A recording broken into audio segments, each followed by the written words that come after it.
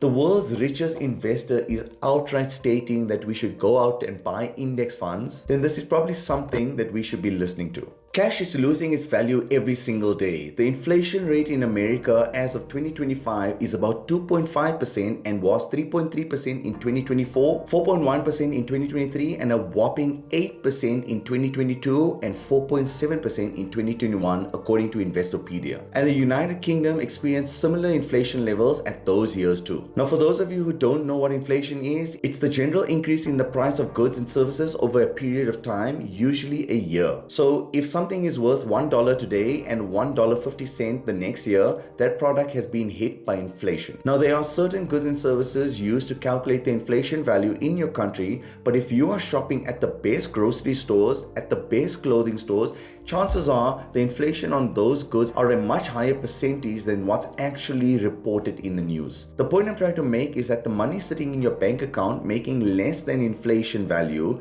means that that money of yours is making a loss and you are actually getting poorer. While having some cash in your bank account is important, especially for emergencies and also some sideline opportunities that may come up, having too much cash in your bank account can erode your own wealth due to the fact of high inflation that we have been experiencing in recent years. The only way to make a net positive on the money is to invest in it. In this video, I'm going to show you 5 different assets that are better and safer than leaving your cash inside your bank account. Asset number 1 is investing into stocks. Now, everyone knows Warren Buffett as the greatest stock trader out there, generating billions of dollars in his lifetime. However, Buffett is one of very few people in the world that can outperform the market, primarily because he spends a lot of time researching and because basically he's a 1 in a billion stock trader. Now, you can try to emulate what he did, but the chances of that happening are slim to none. One of my favorite ways to invest ever, and I would go as far as to say that this is the best,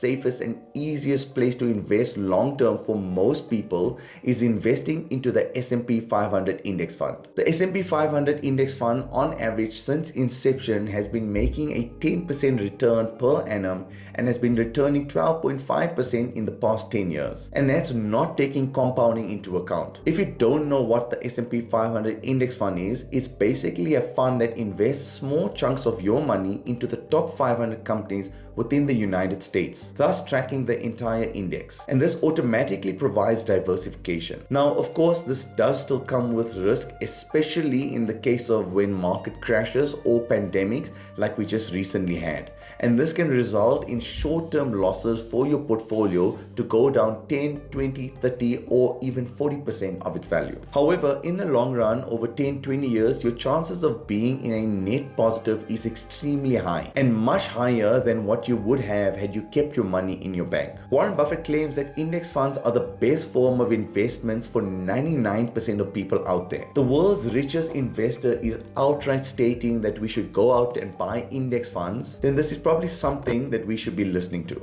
Okay, asset number 2 is real estate. If you own a piece of land, provided there's no natural disasters, that property is always going to be there and is probably only going to appreciate in value and bring in some cash, especially when more and more people come and try and buy that land. If you live in a city where the population is continually growing, there's only a finite amount of land available in that city, so the value will continue to grow each year. When investing in real estate, most people tend to think about investing into homes or apartments where people stay, but it could be commercial properties or rural farming properties which you can invest into. Have a look at this image where it compares the housing prices index to the consumer price index, where the consumer price index is inflation. You'll notice that only from 2011 to 2013 were they at a similar price. Every other year, especially in the past 2 or 3 years, the prices of houses were increasing at a much more rapid pace compared to the CPI or inflation. This means that the money you put into real estate will grow at a much rapid pace than leaving your money in your bank account. Basically, this graph is showing us that real estate is growing out of control in comparison to inflation. I think most people often forget that real estate can become an income generating asset. So if you own a rental property, you can charge rent on it, and rent also increases with inflation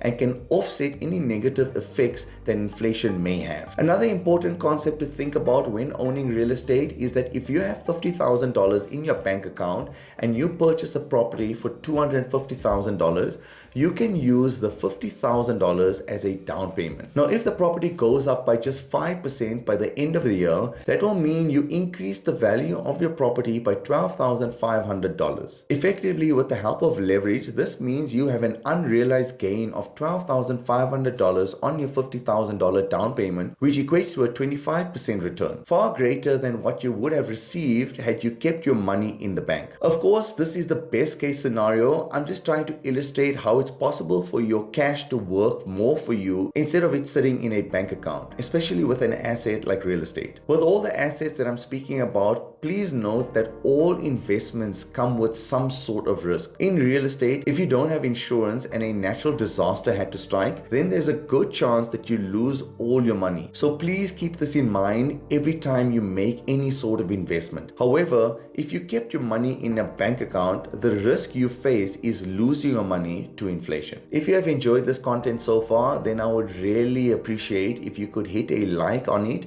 and maybe consider subscribing. It's absolutely free and will go a long way in helping out my channel. Asset number 3 are commodities, but more specifically gold. Every year there is a certain commodity that shoots up in value. Have a look at this image where it shows the top 10 returns in commodities since 2014. You'll notice that every year the top performer changes and that every year the returns are substantially different to every other year. Notice how lithium had a 187% return for the year and how palladium was the top performer for commodities for 3 years in a row from 2017 till 2019. However, you will also notice that there's many negative returns every year on some of these commodities. Notice how gold is always in the mix, either with a small negative return or a big positive return. The reason for this is gold is considered one of the safe havens of the world, meaning that whenever there is some sort of uncertainty in the world, such as pandemics or the wars that we've recently been having, people tend to shift their money into gold. If you had invested $1,000 into gold 10 years ago,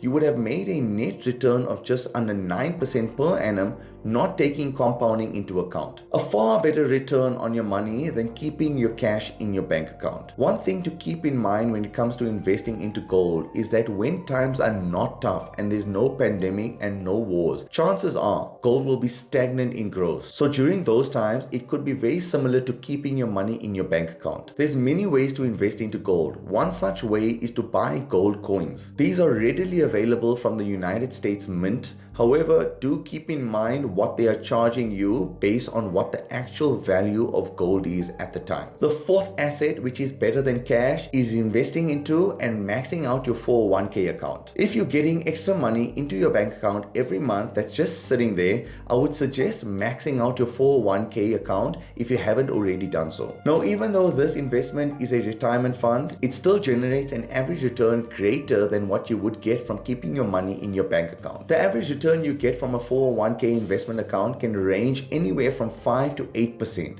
and the average return you get from keeping your money in your bank account can range from 0.5% to 2%. And the biggest benefit from a 401k is the tax benefits you get from it. So the real return could go even further beyond 5 to 8%. Now, the United States has a 401k retirement fund, but other countries have something else similar, but it's called something else. So for example, in the United Kingdom and many other countries, they have a workplace pension fund or a self-invested personal pension fund. Some countries have funds called tax-free investment accounts, so you just need to do the research on what's available to you in your country. And the final asset which I want to speak about is cryptocurrency. Now, I know what you are thinking, how is cryptocurrency considered a safe investment? So even though 99.9% of cryptos I would not consider investing into, there are a couple which have consistently made phenomenal returns. And not only have they made great returns, but certain countries are also so confident in its future that they have adopted it as their currency of choice. Countries such as El Salvador, Central African Republic, and potentially Venezuela as well have adopted Bitcoin as their currency of choice. This just shows the value and what people see the potential future of Bitcoin is. If you do not invest into cryptos, I would suggest only investing into the big two.